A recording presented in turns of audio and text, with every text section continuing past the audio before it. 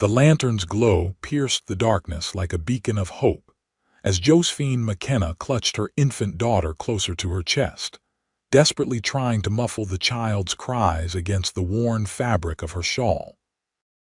The bitter Montana winter air of 1875 bit through her threadbare clothing, and her body trembled from both fear and cold as she pressed herself deeper into the shadows of the dilapidated barn. The sound of approaching footsteps made her blood run cold, and she held her breath, praying the darkness would conceal her presence. Yates Colton dismounted his dappled gray stallion with practiced ease, his boots crunching against the snow-covered ground as he approached the weathered barn door. The seasoned cowboy had been riding fence lines all day for the Rockingham Ranch when the approaching blizzard forced him to seek shelter. His calloused hand pushed open the door, wincing at the loud creak that pierced the silence. With practiced movements, he secured his horse, removed his saddle, and began to set up camp for the night. The unmistakable sound of a baby's whimper stopped his movements cold. Yates reached for his revolver instinctively, eyes narrowing as he scanned the shadowy interior. "Who's there?" He called out, his voice firm but not threatening. "Show yourself. I mean no harm." Josephine's heart hammered in her chest as she weighed her options. The baby's cries were growing louder, and she knew hiding was no longer possible. With trembling hands, she adjusted her grip on her daughter and stepped hesitantly from the shadows. "Please," she whispered, her voice barely audible over the howling wind outside. "Please don't hurt us." Yates lowered his gun immediately, stunned by the sight before him. The woman couldn't have been more than 20, her face smudged with dirt and tears, her dark hair falling in tangled waves around her shoulders. In her arms was a tiny bundle from which emerged the plaintive cries of an infant. "Madam, I'm not going to hurt you," he said, holstering his weapon. "What in God's name are you doing out here in this weather with a baby?" Instead of answering, Josephine swayed on her feet, exhaustion and hunger finally taking their toll. Yates moved quickly, catching her before she collapsed completely. The baby wailed louder, sensing her mother's distress. "Easy now," he murmured, guiding her to a pile of hay. "Sit down before you fall down." Josephine sank gratefully onto the makeshift seat, clutching her daughter protectively against her chest. "Thank you," she whispered, her voice hoarse. Yates nodded, retrieving his saddlebag. "When's the last time you ate, madam?" "Yesterday morning," she admitted reluctantly. "And the baby? I don't know if I have enough milk left for her." Without a word, Yates lit his lantern, casting a warm glow throughout the barn. He pulled out a canteen of water and some jerky, offering them to the woman. "It's not much, but it'll help until morning. The storm's getting worse, we'll both have to stay put tonight." Josephine accepted the water gratefully, taking small sips before turning her attention to the fussing infant. "Hush now, Emma," she soothed, rocking the child gently. Yates watched them, his weathered face softening slightly. "Name's Yates Colton, madam. I work for the Rockingham about 15 miles east of here." "Josephine McKenna," she replied quietly, "and this is Emma." "And where's your husband, Mrs. McKenna?" Yates asked, his eyes scanning her face for any sign of deception. Josephine's expression hardened. "I'm not married, Mr. Colton, and that's a story I'd rather not tell a stranger." Yates nodded, respecting her privacy. "Fair enough. But you should know, any woman traveling alone with a baby in these parts is taking a mighty big risk." "I didn't have a choice," she whispered, her eyes downcast. The cowboy didn't press further. Instead, he built a small fire in the stone pit at the center of the barn, careful to ensure proper ventilation. The flames cast dancing shadows across the walls as Josephine slowly ate the jerky he'd provided. "The baby needs more than what I can offer," Yates said after a moment. "When the storm breaks, I'll take you both to the ranch. Mrs. Miller, the cook, has a new grandchild. She might have some suggestions." Josephine's eyes widened with alarm. "No, I can't go there. I can't risk being found." Yates studied her carefully. "Someone after you, Mrs. McKenna." Her silence was answer enough. "Well," he said finally, "whoever you're running from won't find you tonight. Get some rest. I'll keep watch." As the night deepened, the storm raged outside, snow piling against the barn walls. Yates sat with his back against a post, his rifle across his lap, watching as Josephine finally succumbed to exhaustion, curling protectively around her daughter on the bed of hay he'd arranged. The lantern's flame flickered, casting her face in a gentle glow. Something stirred in Yates's chest, a feeling he hadn't experienced in years. This woman and her child were in trouble, and despite his better judgment, he found himself making a silent vow to see them safe. "Sleep well, Mrs. McKenna," he whispered, though she couldn't hear him. "You're under my protection now." Morning broke with pristine clarity, the storm having passed during the night. Sunlight streamed through the cracks in the barn walls, illuminating the frost-covered interior. Josephine woke with a start, instinctively reaching for Emma, who was no longer by her side. Panic seized her until she heard the soft murmur of a deep voice nearby. Yates sat on an upturned bucket, holding the baby awkwardly but securely in his large hands. He was speaking to the child in hushed tones, his rough voice gentled in a way that surprised Josephine. "Your mama needs her rest, little one," he was saying. "You and I can get acquainted while she sleeps." Josephine watched silently, struck by the tenderness with which the rugged cowboy handled her daughter. His face, clean-shaven but weathered from years under the sun, softened when he looked at Emma. For a moment, Josephine allowed herself to imagine what it would be like to have such a man care for them permanently, then quickly banished the thought.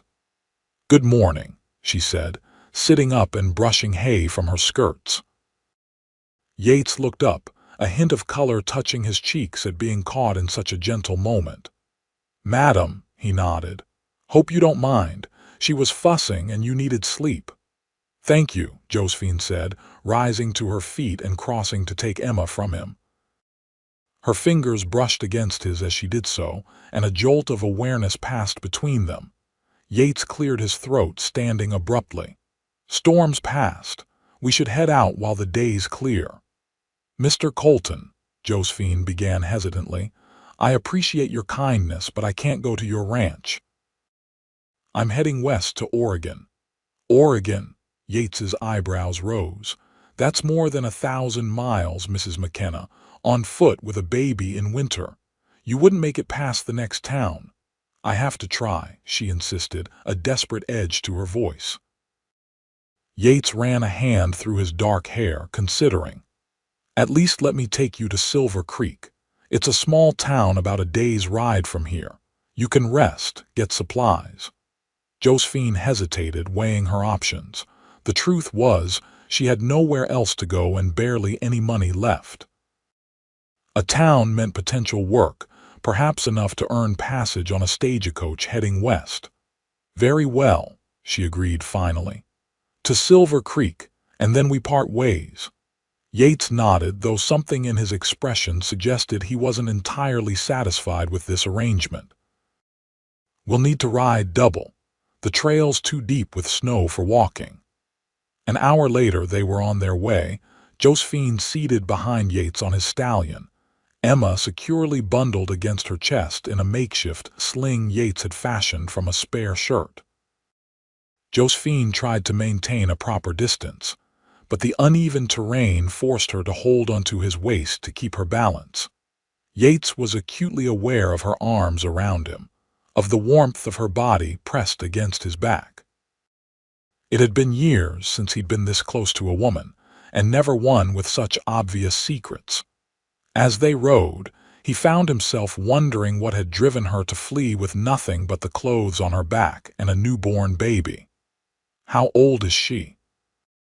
He asked over his shoulder, breaking the silence that had stretched between them. 6 weeks, Josephine replied, her breath warm against his neck. Born on the trail. No, her voice grew tight.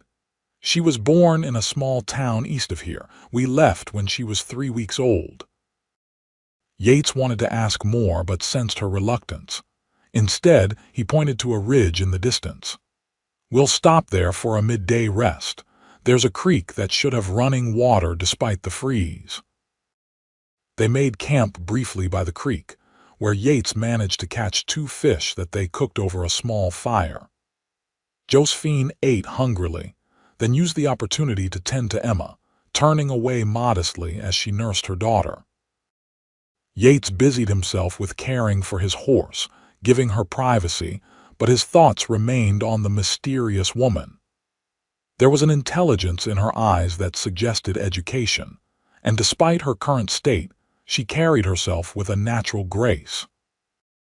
She wasn't a typical frontier woman, that much was clear. As Josephine finished nursing Emma, the baby began to fuss again, her tiny face scrunching up in discomfort. "What's wrong with her?" Yates asked, concern evident in his voice. Josephine rocked Emma gently. "She's colicky, I think. It's been happening every afternoon." Without asking, Yates approached and held out his hands. "May I?" Surprised, Josephine hesitantly handed Emma to him. With practiced movements that belied his earlier awkwardness, Yates placed the baby against his shoulder, one large hand supporting her bottom while the other patted her back gently. Within minutes, Emma let out a tiny burp and her cries subsided.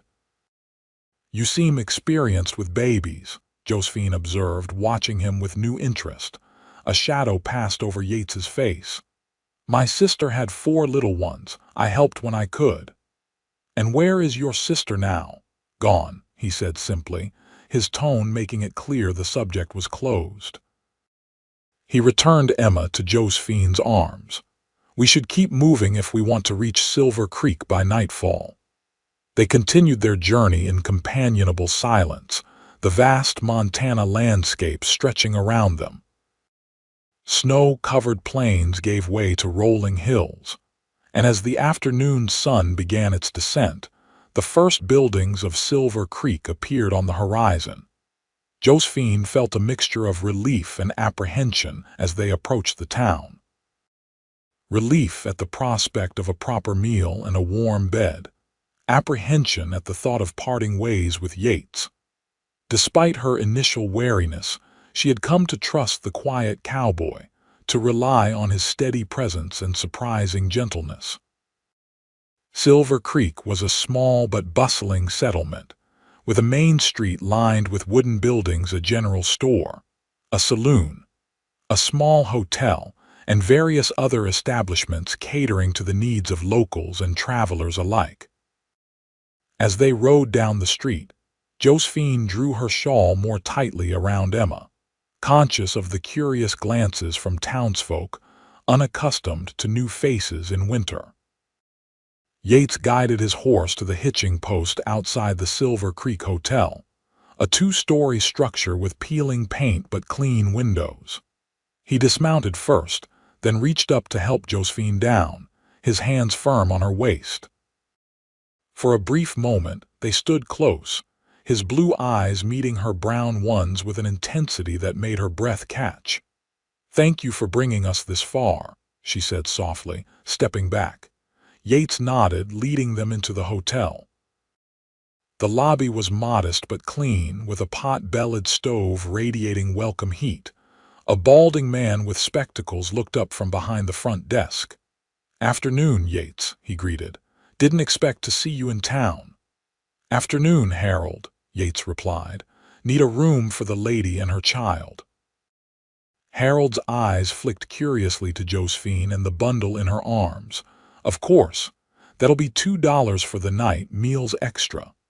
Josephine reached for her meager purse, but Yates was faster, placing coins on the counter. "I'll cover it, Mr. Colton. I can't accept. You can pay me back when you find work," he said quietly. "For now, let's get you and Emma settled." Harold handed over a key. Room 4, top of the stairs. Dinner's served in the dining room at 6. Yates carried Josephine's small bag up the narrow staircase, opening the door to a simple room containing a bed, a washstand, and a rocking chair by the window. It was plain but clean and blessedly warm thanks to a small stove in the corner. "I'll leave you to rest," Yates said, placing her bag on the bed. "I have some business to attend to in town, but I'll return for dinner." Josephine touched his arm impulsively. "You've done more than enough, Mr. Colton. You don't need to feel responsible for us anymore." Yates looked down at her hand on his sleeve, then met her gaze steadily. "It's not about responsibility, Mrs. McKenna. I'll see you at dinner." With that, he left, closing the door softly behind him. Josephine sank onto the bed, Emma still sleeping peacefully in her arms.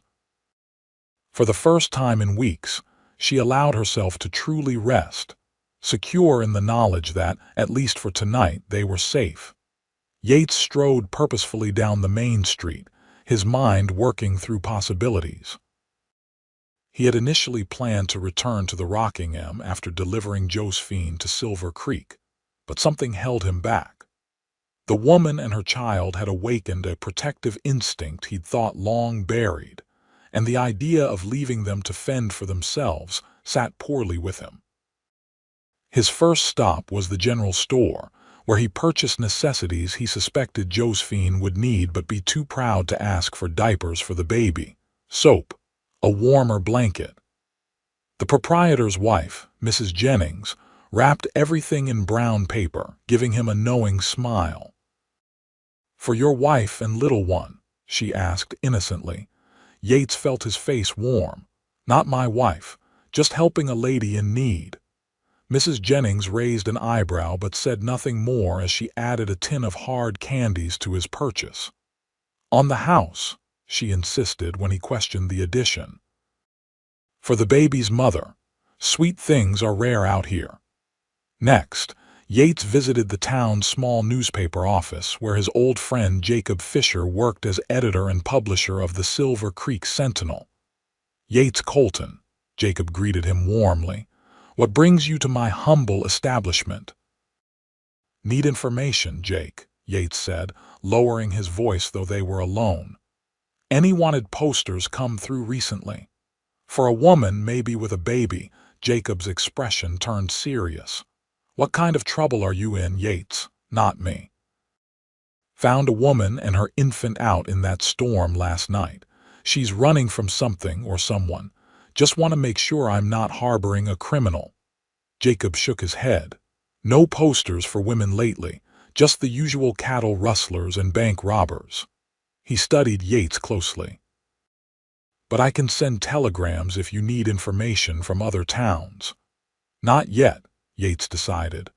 "One more thing, know of any work suitable for a lady? She'll need income." Jacob thought for a moment. Mrs. Wilson at the schoolhouse was looking for help. Her assistant left to get married last month. Yates nodded his thanks and headed to his final destination, the office of Dr. Samuel Williams. The elderly physician had been treating the people of Silver Creek for over 30 years and was known for his discretion. "The baby seems healthy enough," Yates explained after outlining the situation, "but the mother's been through a rough time." "Could you check on them?" Quietly, Dr. Williams agreed, promising to visit the hotel later that evening. Satisfied that he'd done what he could for now, Yates returned to the hotel, the package from the general store tucked under his arm. He found Josephine in the small dining room, seated in a corner with Emma cradled in one arm while she attempted to eat soup with the other. Her face brightened when she saw him, a reaction that sent an unexpected surge of pleasure through him. "You came back," she said as he took the seat across from her. "Said I would," he replied simply, placing the package beside her. "Some things you might need." Josephine looked at the package, then back at him, her eyes suspicious. "Why are you doing this, Mr. Colton? What do you want from us?" The question hung between them, direct and challenging. Yates considered his answer carefully. "Nothing," he said finally, "except to know you're safe." "Nobody does something for nothing," she countered, her voice low but intense. "Especially not for a woman alone with a baby and no husband." Yates leaned forward, his expression earnest. "Mrs. McKenna Josephine, I lost my sister and her children to the cruelty of this frontier. I couldn't help them when they needed it most. Maybe helping you is my way of making peace with that." The raw honesty in his voice seemed to surprise her. Josephine's defensive posture softened slightly. "I'm sorry about your sister." Yates nodded, accepting her condolence. "Open the package." "Please." Hesitantly, Josephine unwrapped the brown paper, her eyes widening at the contents. Her fingers traced the soft blanket, the practical baby supplies, and finally came to rest on the tin of candies. A small, genuine smile curved her lips, transforming her face in a way that made Yates's heart skip a beat. "Thank you," she whispered. "This is very kind." "There's something else," Yates said, encouraged by her response. "The local school needs an assistant. The position includes room and board. If you're interested, I could introduce you to Mrs. Wilson tomorrow." Hope and wariness battled in Josephine's expression. "You think she would hire someone like me, with a baby and no references? Silver Creek is small, but good people live here. They judge by character, not circumstances." He paused, then added, "I also asked Dr. Williams to stop by later just to check on Emma and you." At this, Josephine's face paled. "A doctor? No, I don't want. He's a good man," Yates assured her, "and discreet." "Whatever you're running from, Josephine, he won't betray your confidence." Emma began to fuss then, saving Josephine from having to respond immediately. As she soothed the baby, Yates noticed the exhaustion evident in the shadows beneath her eyes, the slight tremor in her hands. "You need rest," he said gently. "Finish your meal, then go upstairs. I'll send the doctor up when he arrives." Josephine studied him for a long moment as if trying to read his intentions. Finally, she nodded. "All right, but Yates." She used his first name for the first time. "Thank you, truly." Later that evening, after Dr. Williams had confirmed that both mother and child were healthy despite their ordeal, Yates sat alone in the hotel's small parlor, nursing a glass of whiskey. The doctor had been discreet as promised, sharing only that Josephine and Emma were in need of rest and good nutrition. Yates found himself thinking of the way Josephine's face had lit up when she smiled, how different she looked when the wariness briefly left her eyes. There was a story there, one he was increasingly determined to uncover, not out of mere curiosity, but because he wanted to eliminate whatever threat had driven her to flee into a winter storm with a newborn. As he contemplated his next steps, a telegram boy entered the hotel, looking around before approaching him.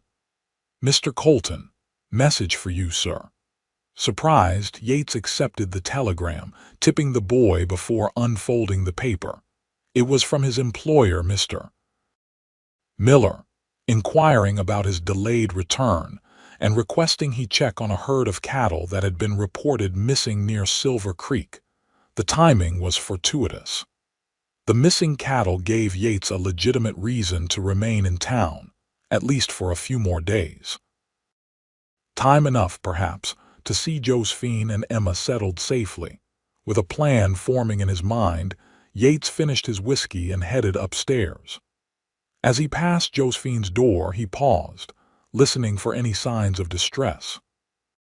Hearing nothing but silence, he continued to his own room, unaware that on the other side of the door, Josephine sat in the rocking chair by the window, watching the moonlight on the snow and wondering if she dared to trust the kind cowboy who had, in the space of a day, begun to unravel the protective walls around her heart.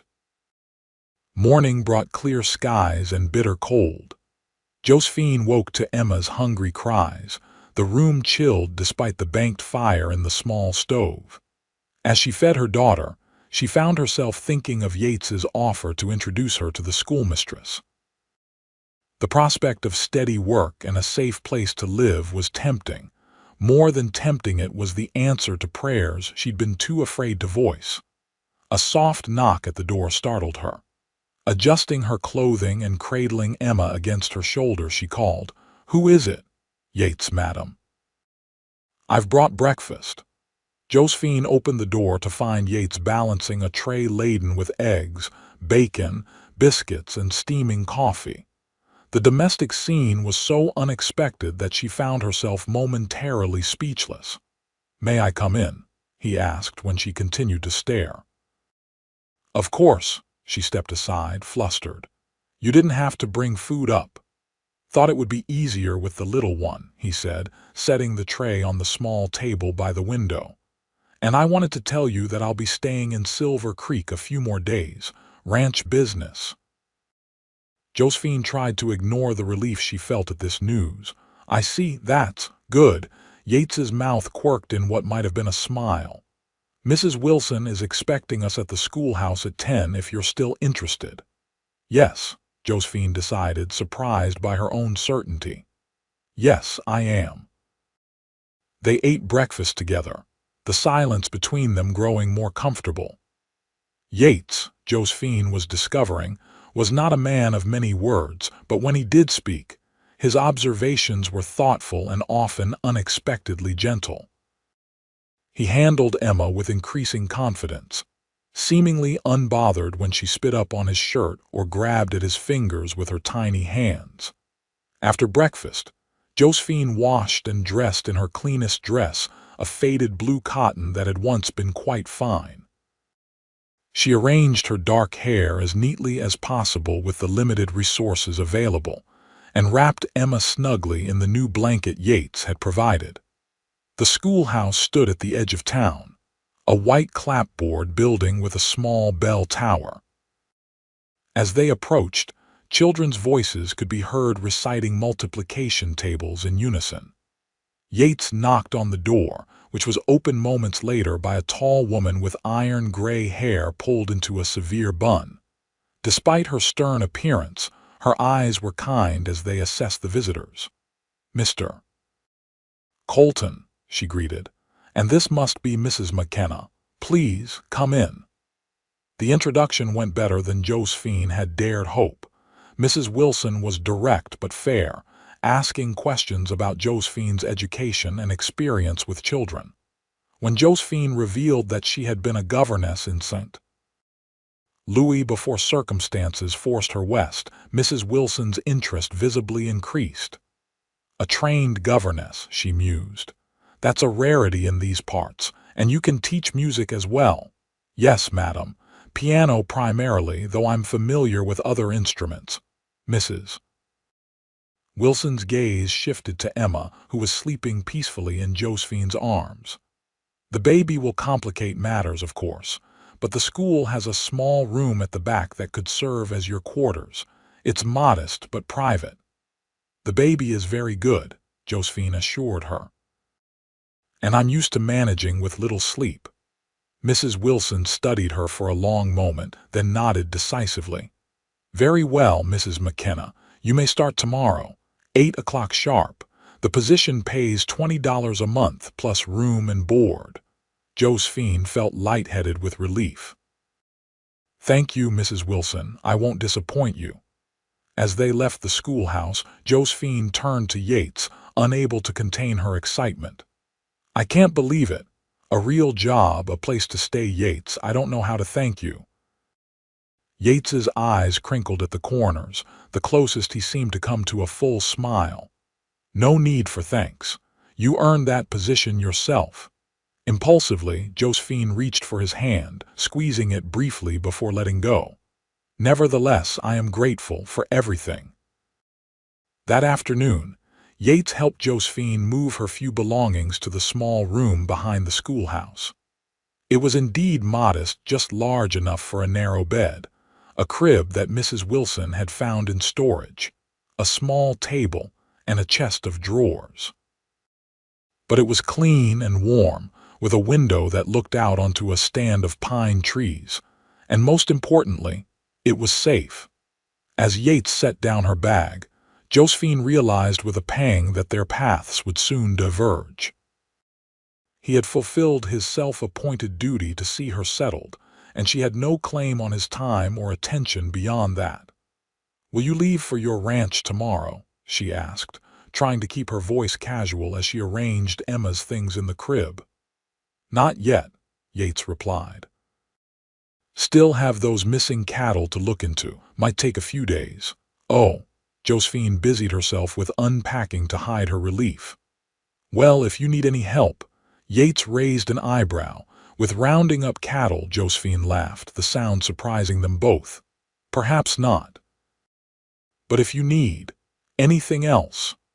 Their eyes met, and something unspoken passed between them, an acknowledgement of the connection that had formed, fragile but undeniable. "I'll remember that," Yates said softly. The next few days fell into an unexpected rhythm. Josephine threw herself into her new position, helping Mrs. Wilson with the younger children in the mornings while Emma napped in her crib in the back room. In the afternoons, when school let out, she would walk into town with Emma, sometimes meeting Yates for a late lunch at the hotel. Yates, for his part, spent his days riding the surrounding countryside, ostensibly searching for the missing cattle. In reality, he found himself increasingly preoccupied with gathering information about Josephine's possible pursuers. He sent telegrams to contacts in nearby towns, asking discreetly about any strangers looking for a woman and baby. The answers, when they came, were negative, giving him hope that perhaps Josephine had truly escaped whatever danger had sent her fleeing. Each evening, he would stop by the schoolhouse, often bringing small gifts, a jar of honey from the general store, wildflowers he'd picked along the trail, a wooden rattle he'd carved himself for Emma. Josephine accepted each offering with a mixture of pleasure and uncertainty, as if unaccustomed to such attentions. On the fourth night, as snow began to fall again outside the schoolhouse windows, Josephine finally shared a piece of her story. "I was governess to a wealthy family in St. Louis," she began, her fingers nervously pleating the fabric of her skirt as they sat at the small table in her room. Emma slept peacefully in her crib nearby. "The Hargroves. They had 3 children, all girls. I loved them dearly." Yates remained silent, giving her space to continue in her own time.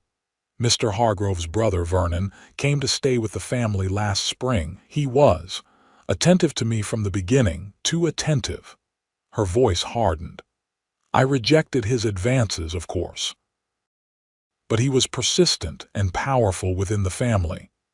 Yates's jaw tightened, but he kept his anger in check, not wanting to interrupt her flow of words. "One night he cornered me in the library. When I resisted him, he became violent. I managed to escape, but not before." She trailed off, her eyes flickering to Emma. Understanding dawned on Yates, followed by a wave of fury so intense he had to clench his fists to remain still. "Emma," he said softly. Josephine nodded, tears filling her eyes. "I didn't know what to do. If I had stayed, the scandal would have ruined me and Vernon would have denied everything. His family would have believed him, so I ran. I had saved some money, enough to get me west. I thought I could start over somewhere no one knew me. Did he follow you? I don't know. But before I left, he threatened to find me if I ever told anyone what happened. He said he would take the baby and see me imprisoned for theft. He planted a family heirloom in my room." Her hands trembled as she wiped away tears. "I've been looking over my shoulder ever since." Yates reached across the table, covering her hands with his own. "Josephine, look at me." She raised her eyes to meet his. Vulnerability and strength mingled in her gaze. "I won't let him hurt you or Emma, ever. You have my word." "You can't promise that," she whispered. "You don't know him, how connected his family is." I know these mountains, Yates countered. I know these people. And I know that a man who would do what he did deserves no protection from anyone. Josephine stared at him, wanting desperately to believe in the safety he offered. Why do you care so much, Yates? You barely know me. Yates's thumb traced gentle circles on the back of her hand. I'm starting to think that's not true. I know you're brave and determined. I know you love your daughter fiercely. I know you're smart and kind, even after everything you've been through. He paused, his blue eyes intense. And I know that since I found you in that barn, I haven't been able to imagine letting you go. The confession hung in the air between them, honest and unadorned. Josephine's breath caught in her throat. Yates. A sharp knock at the schoolhouse door interrupted her response. They both froze, years of wariness making Josephine instantly alert to potential danger. Stay here, Yates said, rising and moving silently to the door that connected her room to the main schoolhouse. Josephine gathered Emma from her crib, holding the sleeping baby close as she listened to Yates's footsteps crossing to the entrance. She heard the door open, followed by the low murmur of male voices. After what felt like an eternity, Yates returned, his expression grave. It's Jacob Fisher from the newspaper, he explained. He's received information I need to discuss with him.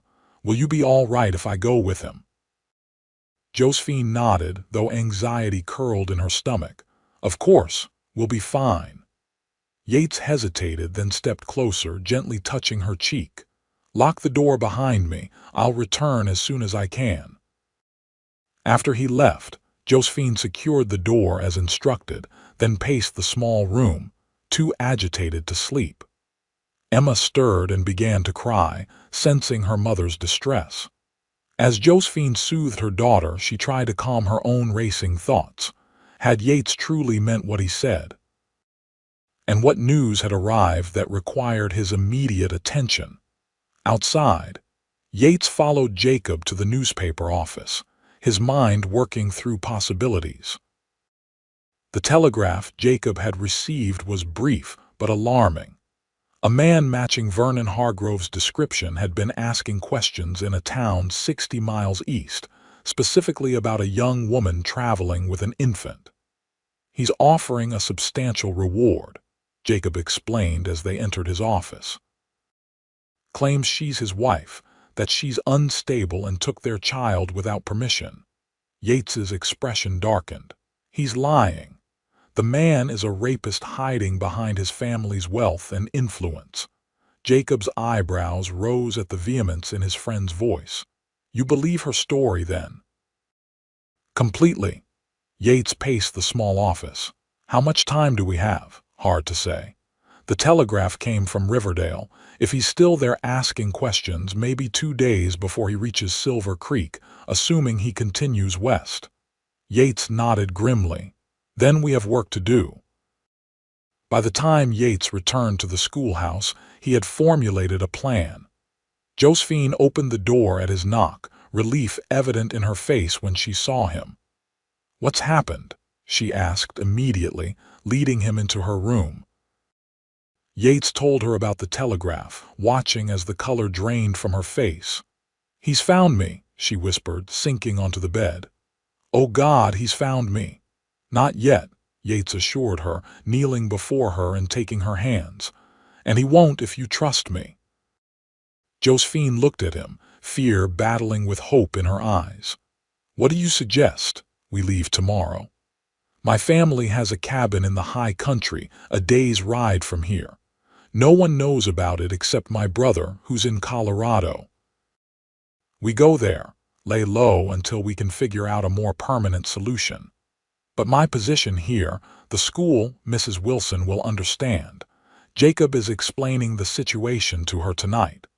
Yates squeezed her hands gently. Josephine, I know I'm asking you to trust me completely, and that's not easy for you. But I promise you, I will keep you and Emma safe. Josephine studied him, this man who had come into her life so unexpectedly and changed everything. In his eyes, she saw nothing but sincerity and a depth of feeling that both frightened and exhilarated her. "All right," she said finally. "We'll go with you." Yates's relief was palpable. "Thank you. Pack only what's essential. We leave at first light." That night, as Josephine prepared for their departure, she found herself thinking not of the danger that pursued them, but of Yates's words earlier. "Since I found you in that barn, I haven't been able to imagine letting you go." The admission had awakened something in her. She'd thought Vernon Hargrove had destroyed forever the capacity to trust, to hope, perhaps even to love. As dawn broke, Yates arrived with a wagon rather than his horse, the bed covered with a canvas tarp to shield them from the elements. Mrs. Wilson was with him, her usual stern demeanor softened by concern. "I'm sorry your time with us was so brief, Mrs. McKenna," she said as she helped Josephine load her few belongings into the wagon. "Your position will be waiting for you should you be able to return." "Thank you," Josephine said, touched by the older woman's kindness. "For everything." They set out as the sun crested the eastern mountains, Emma securely bundled against Josephine's chest. Yates drove the team steadily, taking less traveled roads that wound ever higher into the mountains. By midday, they had left all signs of civilization behind, the landscape transforming into pristine wilderness. "How much farther?" Josephine asked as they stopped briefly to rest the horses and eat a simple lunch of bread and cheese. "Another few hours," Yates replied, scanning the horizon with practiced eyes. "The cabin sits in a small valley, protected on 3 sides by ridges. Good water source, plenty of game. My father built it as a hunting lodge, but it's comfortable enough." Josephine nodded, adjusting Emma's blankets against the mountain chill. "Yates, I never finished what I was going to say last night before Jacob arrived." Yates turned to her, his expression carefully neutral. "No need to, there is," she interrupted gently. "What you said about not being able to imagine letting me go. I need you to know that I feel the same way." She took a deep breath, vulnerability evident in her face. "I never expected to trust a man again, not after what happened. But you've shown me that there are good men in this world, men of honor and kindness." Yates moved closer, his hand coming up to cup her cheek. "Josephine." She leaned into his touch, her eyes holding his. "I'm not ready to promise anything. There's too much uncertainty, too much fear still. But I want you to know that whatever happens, meeting you has been a blessing I never thought to receive." In response, Yates bent slowly, giving her time to pull away if she wished.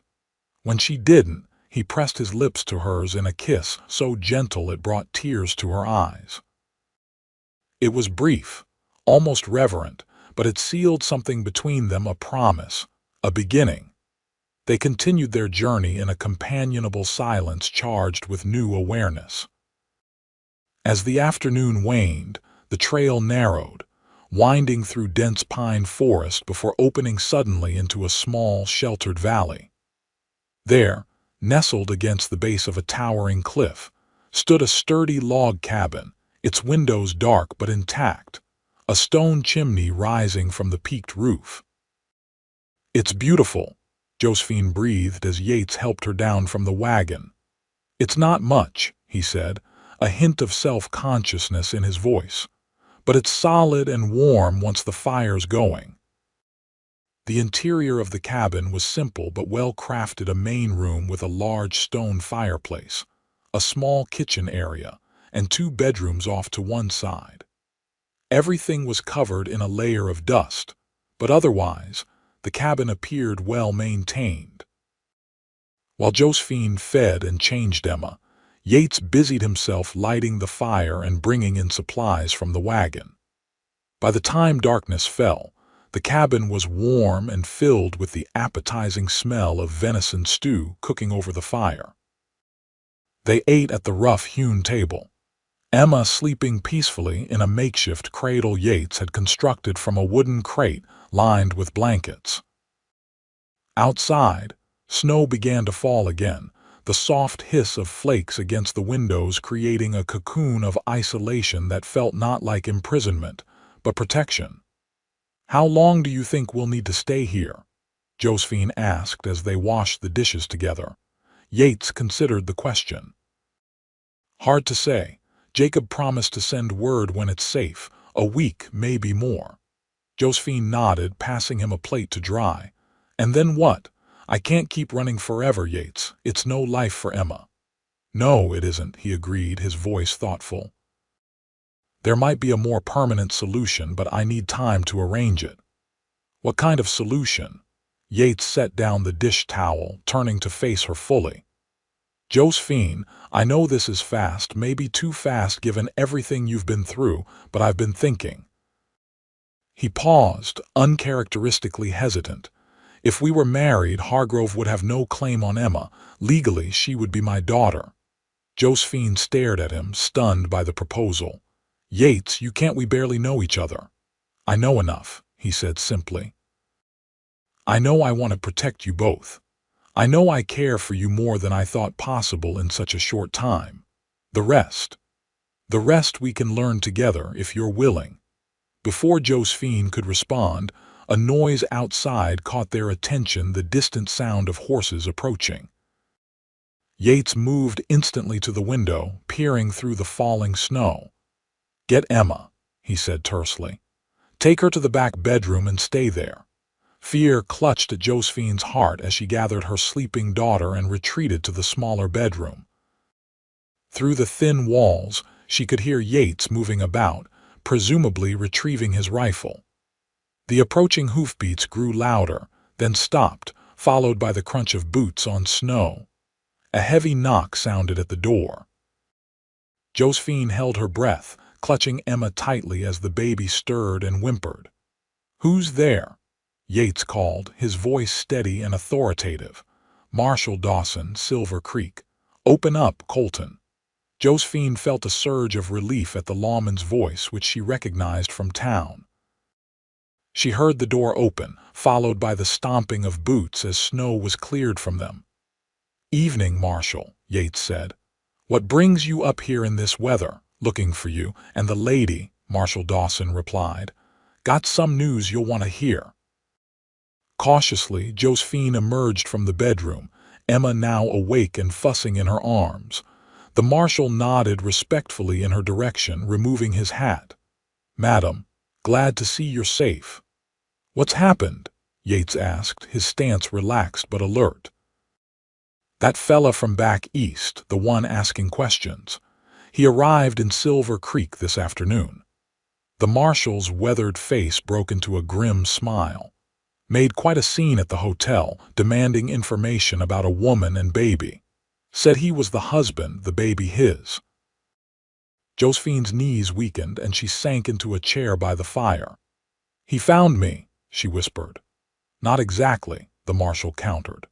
"See, Mrs. Wilson and Jacob Fisher had prepared folks in town. When this Hargrove fella started throwing his weight around, making accusations, Mrs. Wilson stood right up in the middle of the hotel dining room and announced that the woman he was describing had been her assistant at the school, a widow named Mrs. Johnson, who had tragically lost her husband to fever back east." "A widow?" Josephine repeated, confused. "Yes, madam. And according to Mrs. Wilson, this widow had received word just yesterday that her brother in Oregon had sent for her, and she'd left on the morning stage. Even had the stagecoach company confirm that a woman and baby matching your description had bought tickets to Portland." Understanding dawned on Josephine's face. "They sent him on a false trail." "All the way to Oregon," the marshal confirmed. "And that's not all. While he was making his accusations, one of the local girls, Sally from the dress shop, got a look at the photograph he was showing around. Said it wasn't you at all, but some other dark-haired lady. By the time he left town, half the folks were convinced he was either crazy or a criminal himself." Yates moved to Josephine's side, his hand coming to rest on her shoulder. "You're sure he followed the Oregon lead?" "Watched him board the westbound stage myself not 2 hours ago," the marshal assured them. "Paid extra for the driver to make good time." Relief flooded through Josephine, so intense she felt lightheaded. "I can't believe it. All those people helping us." "Silver Creek takes care of its own," the marshal said simply. "And from what Mrs. Wilson says, you're one of ours now." He turned to Yates. "I can escort you both back to town tomorrow if you'd like." Yates looked down at Josephine, a question in his eyes. She nodded slightly, and he turned back to the marshal. "We appreciate the offer, but I think we'll stay here a few more days just to be certain, if that's all right with Mrs. McKenna." "It is," Josephine confirmed, a warmth that had nothing to do with the fire spreading through her chest. After the marshal departed, declining their offer to stay the night in favor of reaching the way station a few miles down the mountain, Josephine and Yates sat before the fire, Emma sleeping peacefully once more in her improvised cradle. "It seems almost too easy," Josephine said softly, watching the flames dance. "After all this time running, afraid." "Not easy," Yates corrected. "Just good people doing the right thing." He hesitated, then added, "About what I said earlier before the marshal arrived, your proposal," Josephine supplied, turning to face him. "Yes, I want you to know there's no pressure. It was just an idea, a way to provide protection." Yates ran a hand through his hair, looking uncharacteristically uncertain. "But if you want to return to Silver Creek, continue teaching, that's fine too. I'll still do everything I can to keep you both safe." Josephine studied him in the firelight, this quiet, honorable man who had changed her life so completely in such a short time. The idea of marriage was frightening after everything she'd experienced, and yet, "I think," she said slowly, "that I would like to accept your proposal. Not just for protection, though I'm grateful for that, but because in these few days you've shown me what kind of man you are, Yates Colton. And I find myself wanting to build a life with that man if he'll have me." The joy that transformed Yates's face was answer enough, but he gathered her hands in his, bringing them to his lips. "I'll spend every day making sure you never regret that decision," he promised. Josephine leaned forward, initiating a kiss that held all the promise of their shared future, tentative at first, then deepening as Yates responded with a tenderness that made her heart ache. When they finally parted, both slightly breathless, she rested her forehead against his. "Where will we live?" she asked practically. "The ranch," Yates shook his head. "I've been thinking about that. The Rocking M has been good to me, but I've saved enough over the years to buy a small spread of my own. There's a parcel of land for sale just outside Silver Creek, good water, decent grazing. It would be a start." "Our own home," Josephine marveled, the concept almost too wonderful to comprehend after months of running. "For you, me, and Emma," Yates confirmed. "And maybe, someday, brothers and sisters for her if you want that." The thought of more children, once terrifying, now filled Josephine with unexpected longing. "I think I would like that very much," she admitted. "Though perhaps not right away." Yates chuckled, the sound warm and reassuring. "We have time, Josephine. All the time in the world." They remained by the fire long into the night, talking of plans and dreams, of fears conquered and hopes renewed. Outside, the snow continued to fall, blanketing the small valley in pristine white, a clean slate upon which they would write their future together. The morning broke clear and cold, sunlight glinting off the new-fallen snow with blinding brilliance. Josephine woke slowly, disoriented for a moment before remembering where she was: the cabin, safety, Yates. The events of the previous night came back to her, and she felt a surge of happiness so intense it was almost painful. She rose quietly, checking on Emma, who still slept soundly, before making her way to the main room. Yates was already up, stoking the fire and preparing coffee. He turned at her approach, his face lighting with a smile that made her heart skip. "Good morning," he said, crossing to her and placing a gentle kiss on her forehead. "Sleep well, better than I have in months," she admitted, leaning into his solid warmth. "It's strange to wake up without fear." Yates's arms came around her, holding her close. "Get used to it. That's how every morning will be from now on." They spent the day in domestic tranquility, Yates showing Josephine the features of the cabin and the surrounding area. He took her to the small stream that ran nearby, now partially frozen but still flowing beneath the ice. He pointed out the tracks of deer and rabbits in the snow, promising to teach her to hunt if she wished to learn. Josephine found herself relaxing fully for the first time since Vernon Hargrove had entered her life. Here, in this isolated valley with Yates and Emma, she felt not just safe but truly at peace. The shadow of the past still existed, but it no longer dominated her every thought and action. In the afternoon, as Emma napped and a venison stew simmered over the fire, Yates surprised Josephine by producing a small leather pouch from his saddlebag. "I've been carrying this for years," he explained, opening the pouch to reveal a simple gold band. "It was my mother's.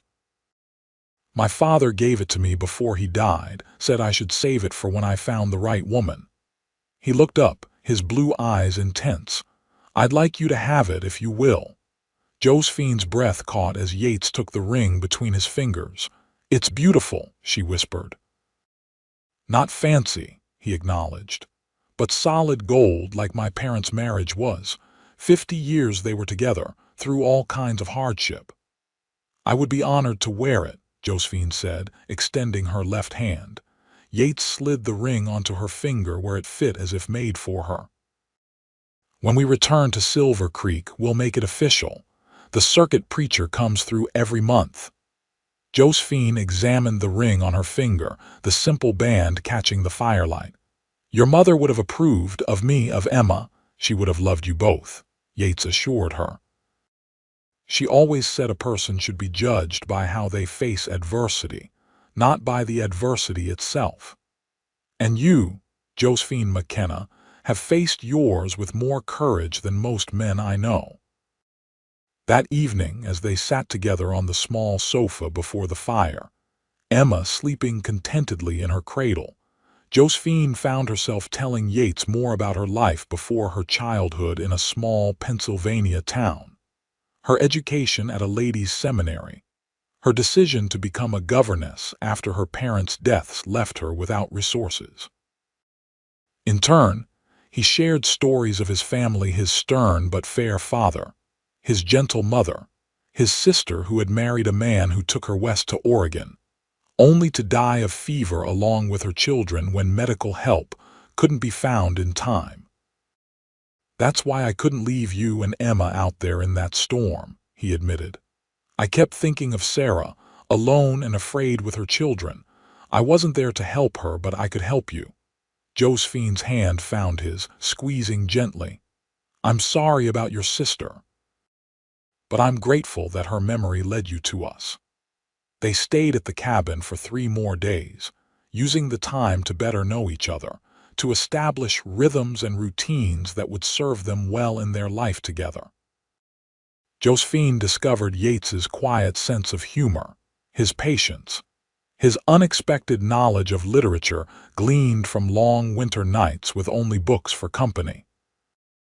Yates learned of Josephine's love of music, her quick mind, her determination to create a good life for Emma despite the circumstances of the child's conception. On the morning of the 4th day, they packed their belongings and prepared to return to Silver Creek. As Yates secured the last of their supplies in the wagon, Josephine took a final look around the cabin that had become, in such a short time, a sanctuary she would always remember fondly. "We'll come back," Yates promised, noting her wistful expression. In the summer, when the wildflowers carpet the valley, it can be our retreat. The journey back to town was leisurely, both of them savoring these last hours of solitude before rejoining the community. As they crested the final ridge and Silver Creek came into view, Josephine felt not dread but anticipation. This place, so recently strange to her, now represented home and safety. Their arrival caused a stir, with several townspeople stopping to greet them and confirm that Vernon Hargrove had indeed departed on the westbound stage. Mrs. Wilson welcomed Josephine back with uncharacteristic warmth, insisting she resume her position at the school immediately. "The children have missed you," she said, "and I've found that I'm quite attached to little Emma myself." Life settled into a pleasant routine. Josephine taught at the school during the day, Emma either sleeping in her cradle in the back room or being doted on by Mrs. Wilson. Yates divided his time between his duties at the Rocking M and preparations for their future together, finalizing the purchase of the small ranch he'd mentioned and beginning construction on a house that would be their home. The circuit preacher arrived as expected, and on a bright Sunday morning in February, Josephine McKenna became Josephine Colton in a simple ceremony attended by the entire town. She wore a new dress of deep blue, made by Sally from the dress shop as a wedding gift, and carried a bouquet of winter greenery and dried flowers. Emma, now almost 3 months old, was held by Mrs. Wilson, who dabbed at her eyes throughout the ceremony despite her protests that she never cried at weddings. That night, in the privacy of the small house Yates had rented in town until their own home was ready, Josephine experienced the gentle, reverent love of a good man for the first time. Yates was patient and tender, understanding her initial nervousness and guiding her past it to discover the joy that could exist between a man and woman who truly cared for each other. As spring approached, bringing with it new growth and promise, their house on the small ranch was completed, a sturdy structure of logs and stone, with large windows to let in light and a wide porch where Josephine could sit and watch the sunset while Emma played. Yates had insisted on building a proper bedroom for Emma, though for now the baby's cradle remained in their room. "She'll grow into it," he said when Josephine questioned the need for such a large nursery. "And so will her brothers and sisters when they come along." Josephine smiled at his confidence in their future, a confidence she increasingly shared.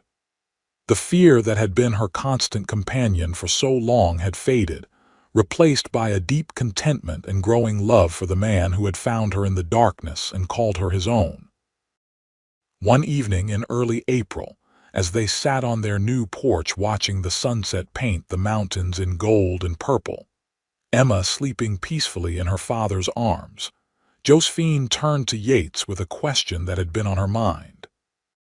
"Do you ever wonder what would have happened if you hadn't sought shelter in that barn that night?" Yates considered the question, his hand absently stroking Emma's dark curls. "I try not to think about it," he admitted. "The idea of you and Emma out there alone." He shook his head. "I prefer to believe it wasn't chance, Josephine. My mother always said God puts people in our path for a reason." "And what reason was that, do you think?" she pressed, leaning against his shoulder. Yates looked down at her, his eyes reflecting the same wonder she felt at the journey that had brought them together. "To heal us both," he said simply. "You needed safety and protection. I needed—" He paused, searching for the right words. "I needed a family to love, to fill the emptiness left by those I'd lost." Josephine reached up, touching his face gently. "And now we have that, a family." "Yes," Yates agreed, his arm tightening around her shoulders. "You, me, and Emma, and whoever else might join us along the way." Josephine smiled, taking his free hand and placing it on her stomach. "Perhaps sooner than you think." Yates's eyes widened, comprehension dawning slowly. Josephine, are you saying? She nodded, joy bubbling up inside her. Dr. Williams confirmed it yesterday. By Christmas, Emma will have a little brother or sister. The look of pure happiness that transformed Yates's face was one Josephine knew she would remember for the rest of her life. He gathered her close, careful not to disturb the sleeping Emma, and pressed his forehead to hers.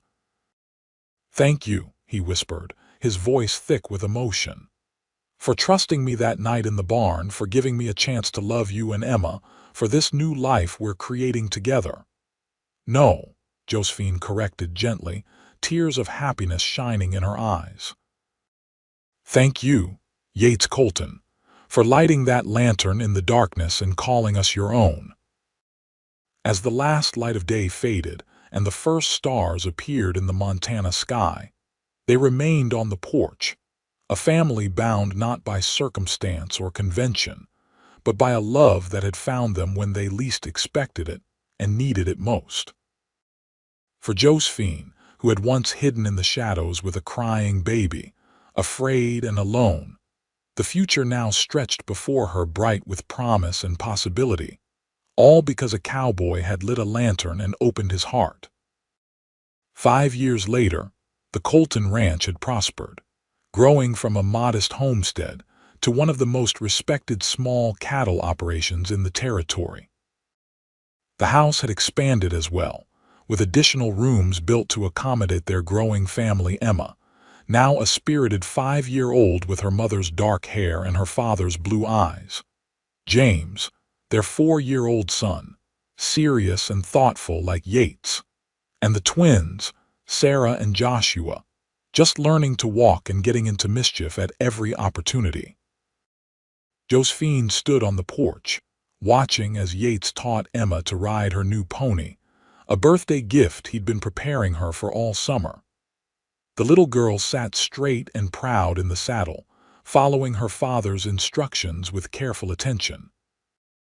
James sat on the fence, observing with the solemn concentration that was his hallmark, while the twins played in the dirt nearby under the watchful eye of Mary, a young woman from town who helped Josephine with the children and housework. The scene filled Josephine's heart with contentment so complete it sometimes frightened her. Life had taught her that happiness could be fleeting, that security could be an illusion. But as the years passed without any sign of Vernon Hargrove, those fears had gradually subsided. Silver Creek had embraced them fully, and the secret of Emma's parentage was known only to Yates and herself, a burden shared and thus lightened. Yates glanced up, catching Josephine's eye across the yard. The smile he sent her still had the power to make her heart skip, even after 5 years of marriage. He said something to Emma, then handed the pony's lead to James and crossed to the porch. "You're looking mighty fine this afternoon, Mrs. Colton," he said, climbing the steps and pulling her into his arms for a kiss that was both familiar and thrilling. "You're not so bad yourself, Mr. Colton," she replied, smoothing a hand over his shirt front, "though you could use a shave." Yates laughed, rubbing his stubbled jaw against her neck until she squirmed. "Later. Right now I have news." "What kind of news?" Josephine asked, recognizing the excitement in his eyes. "Jacob Fisher just rode out from town. There's a new music teacher coming to Silver Creek, and Mrs. Wilson wants to know if you'd consider taking on some students, private lessons, here at the ranch if you prefer." Josephine's eyes widened. Though she still occasionally played the old piano Yates had surprised her with on their first anniversary, her musical talents had taken a backseat to motherhood and ranch life. Really? After all this time? Apparently, several families have been asking for someone to teach their daughters. "And Mrs. Wilson says no one plays as beautifully as you do." Yates tucked a strand of hair behind her ear. "What do you think? The twins are old enough now that you could spare a few hours each week." The idea appealed to Josephine more than she'd expected. As much as she loved her family and the life they'd built, There was a part of her that missed the intellectual stimulation of teaching. "I think I'd like that very much," she decided, "as long as it doesn't take too much time away from the children and you." Yates kissed her again, his arms tightening around her waist. "I'm proud of you, Josephine. You've built a good life here for all of us." "We built it together," she corrected, leaning into his strength. "That night in the barn I was so afraid, so certain I'd never find safety or happiness again. If someone had told me then what the future held, you wouldn't have believed them," Yates finished, his expression softening as he gazed at their children playing in the yard. "Neither would I, but here we are." A shout from Emma drew their attention.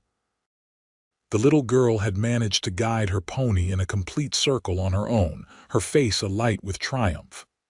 "Mama, Papa, did you see? I did it all by myself." "We saw, sweetheart," Josephine called back, her heart swelling with pride. "You're doing wonderfully."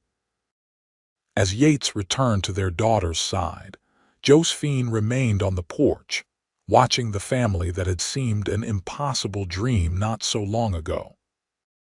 From the ashes of tragedy and fear, they had forged something beautiful and enduring, a love strong enough to heal old wounds and create new beginnings. The shadow of the past would always be there, a reminder of how precious their happiness was. But it no longer defined her, no longer dictated her choices or limited her dreams. Instead, it served as a contrast that made the light of her present life shine all the brighter.